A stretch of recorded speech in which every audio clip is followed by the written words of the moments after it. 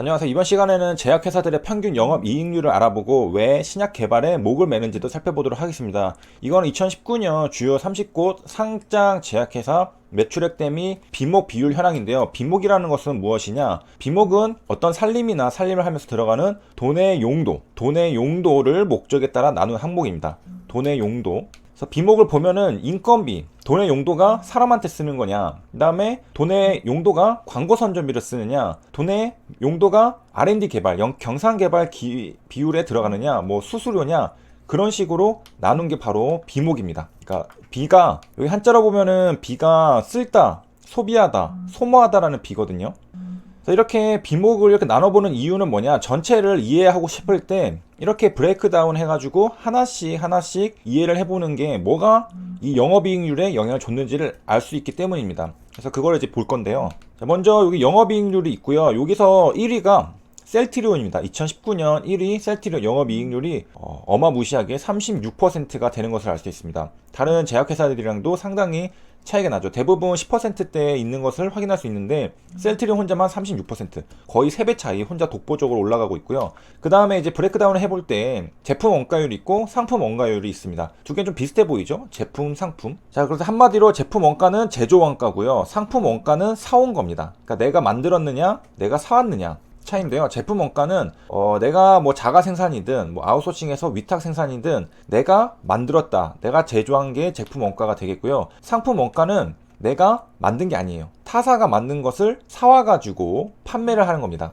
특히 이제 상품 원가가 많은 업종을 생각해보면은 유통회사가 되겠죠. 유통회사는 자기가 제품을 만들지 않죠. 어떤 기업, 제조 기업이 뭐 공장에서 만든 것들을 유통을 시키는 거잖아요. 내가 사온 다음에 이거를 마진을 붙여서 다시 팔기 때문에 상품이 많을 겁니다. 그래서 다시 한번 제품 원가는 내가 제조한 거고요. 상품 원가는 사온 겁니다. 어쨌든 그 다음에 인건비는 이제 급여랑 여기 플러스 퇴직 급여도 들어가고요. 복리후생비도 들어갑니다. 그 다음에 이제 수수료 같은 것도 들어가잖아요. 이런 것들은 뭐 영업 대행을 했다던가 위탁 판매, 누가 대신 팔아준 거죠. 그러면은 대신 팔아주는 대신 나는 수수료 준다. 뭐 예를 들면은 인터넷 사이트 같은 데다가 올려, 쿠팡 같은 데다가 올린 다음에 거기서 대신 팔아주는 대신 내가 수수료 좀 주죠. 그런 것들을 말하겠고, 그 다음에 그 외에는 뭐 이제 지급 수수료에 뭐 특허, 상표 뭐 이런 것들, 그런 게 들어가는 걸 알 수 있겠고, 여기서 영업이익률을 내고서 밑에 지금 1위부터 15위까지 평균을 냈잖아요. 16. 그 다음에 16에서 30까지는 4. 근데 이거를 가중평균하지 않았습니다. 가중평균하지 않은 이유는 이 상위 기업들이 그 절대 금액이 크거든요. 그래서 이거를 가중평균 해버릴 경우에는 이쪽의 영업이익률로 끌려 올라갑니다. 그렇기 때문에 절대 금액으로 그러니까 가중평균 하지 않고요. 단순 평균합니다. 그러니까 단순하게 이거 더해서 15로 나눴다라는 거죠. 그런 식으로 해서 16.7, 그 다음에 16위부터 30위는 4가 나왔습니다. 지금 영업이익률만 봐도 상위일수록 더 높은 걸 알 수가 있습니다. 16대 4니까 대략 4배 정도 차이가 나는 걸 알 수가 있는데요.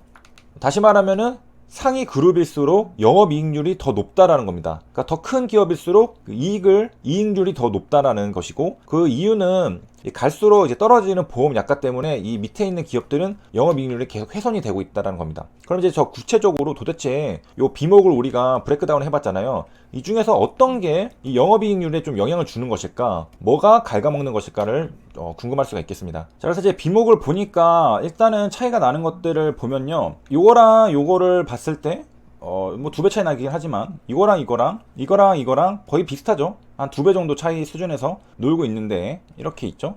근데 크게 차이가 나는 부분이 있습니다. 바로 여긴데, 요거랑 요거 일단 여기 차이 별로 없죠. 이건 제품 원가율, 이거는 7인데요 얘는 30입니다.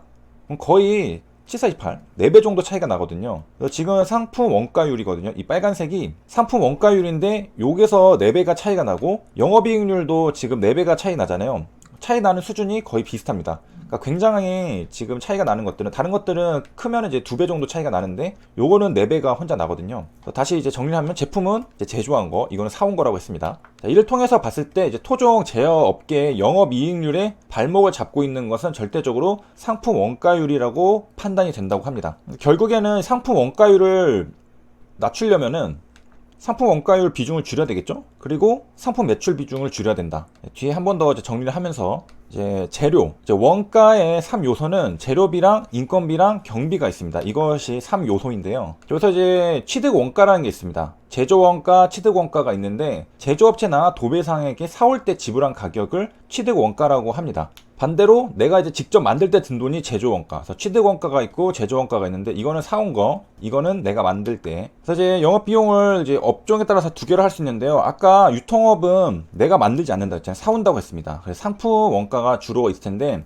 비교를 해보면 제조업의 매출 원가는 이제 팔린 제품의 제조 원가, 그다음에 유통업의 매출 원가는 팔린 상품의 취득 원가가 되겠습니다. 그래서 얘는 내가 만들 때 들어간 비용, 얘는 사올 때 들어간 비용이라고 했습니다. 그래서 이제 총 원가는 어떻게 구성이 되느냐? 재료 원가, 노무 원가, 제조 경비, 얘가 3요소라고 했었습니다. 거기다가 판매 관리비까지 더해버리면 총 원가가 나오게 됩니다. 그 다음에 이제 재료의 차이, 인력의 차이, 공간의 차이가 있는데요. 이런 차이로 인해서 원가가 차이가 납니다. 여기는 커피숍의 커피 원가를 예시로 들었는데요. 재료가 자동 판매기 같은 경우에는 저렴한 걸 씁니다. 그러면은 요 재료 원가가 낮아지겠죠. 근데 호텔 커피숍은 고급 재료를 쓰기 때문에 재료 원가가 높아질 겁니다. 그래서 원가가 차이가 나는 거죠. 그래서 호텔 커피숍은 더 비싸고 자동 판매기는 뭐 200원, 엄청 싸고 100원 이렇게 되죠. 그 다음에 이제 인력의 차이도 있습니다. 이건 노무 원가인데요. 이렇게 연결시킬 수 있겠죠. 3요소라고 했습니다. 그래서 인력의 차이는 여기 노무 원가에 들어갈 수 있는데 자동 판매기는 무인이니까 노무 원가가 없죠. 그렇기 때문에 0원. 근데 호텔 커피숍은 직원이 있죠. 그 다음에 홀 종업원, 카운터 직원이 있기 때문에 월급을 줘야 됩니다. 그래서 노무 원가가 들어가서 더 올라가고, 이건 결국에는 커피 원가 차이를 만들게 되는 것이고, 그 다음에 있는 거는 이제 공간의 차이, 제조 경비인데요. 제조 경비 또 여기 연결시킬 수 있겠죠. 자동 판매기는 빈 공간에 작은 공간을 사용합니다. 이게 되게 조그맣게 있기 때문에 비용이 여기 공간 조그맣게 안 씁니다. 호텔 커피숍 같은 경우에는 굉장히 이제 쾌적하게 만들기 위해 넓은 공간에 또 비싼 가구, 실내 장식을 쓰기 때문에 또 비용이 들어가고요. 이런 것들이 바로 이제 자동 판매기랑 커피숍의 원가 차이를 만들어내는 겁니다. 그래서 재료 원가, 노무 원가, 제조 경비가 모두 커피숍이 다 높죠. 그래서 기본적으로 제조 원가가 높게 나옵니다. 거기다가 판매 관리비까지 플러스하면은 총 원가가 높게 나오겠죠. 그래서 여기서 마진을 내려면은 여기서 더 플러스 해야 되죠. 그렇기 때문에 애초에 총 원가가 높기 때문에 자동 판매기보다 커피숍이 더 커피 원가가 높다. 판매 가격도 높다. 제조 원가 이제 3요소가 있다고 했는데 그 예시 조금 더 보면요. 아까 이제 재료 원가 같은 경우에는 밀가루, 버터, 계란, 우유 이런 것들을 사오는데 재료 가격에 들어가는 거고, 노무 원가는 사람에 드는 돈이죠. 반죽하고 굽는 사람의 인건비. 그 다음에 제조 경비 같은 경우에는 그릇과 오븐 등의 설비 사용 원가, 전기, 수도, 요금 이런 것들이 들어갑니다. 그래서 이런 재료를 사오는데 돈이 아니고 사람한테 쓰는 돈이 아니다라고 하면 제조 경비라고 생각하시면 되겠습니다. 그러니까 전기, 수도 같은 거는 재료가 아니죠. 사람도 아니죠. 그러니까 제조 경비.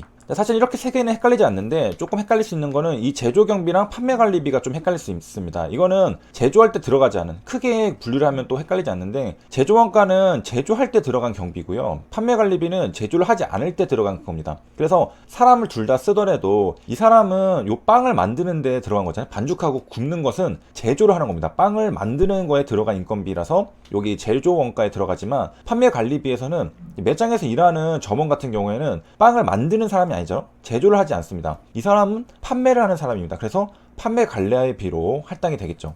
그 다음에 뭐 사업 계획 등의 관리 업무 비용 이런 것들도 이 사람이 제조를 하는 게 아닙니다. 빵을 만드는 게 아니기 때문에 여기 판매 관리비에 또 들어갈 수가 있겠습니다. 요 관리할 사람 왜 들어가느냐라고 하면은 요 이름 자체가 판매비랑 관리비입니다. 요 관리비죠. 우리가 판매비만 눈에 들어오는데 판관비 하면은 관리도 같이 들어가는 겁니다. 그렇기 때문에 관리하는 사람도 판관비에 들어가는 겁니다. 이 제조 원가가 아니고. 그래서 이제 인건비라도 제조하는 사람은 노무 원가로 들어가고, 인건비라도 판매하거나 관리하는 사람의 비용은 여기 판매 관리비에 들어간다는 점이고요.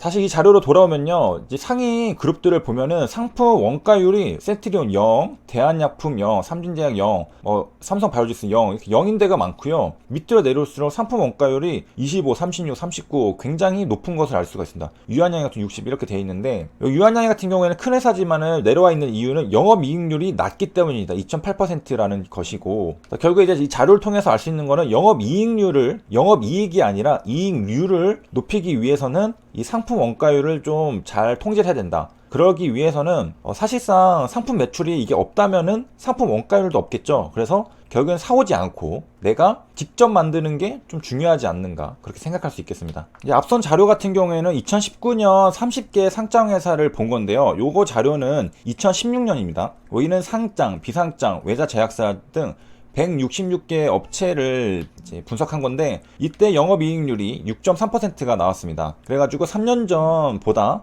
이제 더 많은 제약사의 평균 이익률은 낮다라는 점. 1,000원 팔아서 63원을 남긴다는 뜻입니다. 그럼 이제 아까 본 상장 회사들만 좀 추려가지고 보면 어떨까요? 60곳을 봤는데요. 이때 6.9%입니다. 물론 이제 이거는 앞에는 이제 총 30이었는데 여기는 이제 60이니까 그 밑에 있는 30개도 조금 더 포함이 돼 있겠죠. 그래서 평균을 좀 끌어낼 가능성은 있지만은 어쨌든 뭐 대략적으로 한 7% 정도라는 걸 알 수 있습니다. 근데 2019년에는 10%로 올라왔잖아요. 대략 이제 3년간 영업이익률이 3%포인트 좀 증가를 하긴 했다. 그래서 성장을 하긴 했다라는 점을 알 수가 있습니다. 자, 여기까지 시청해주셔서 감사합니다.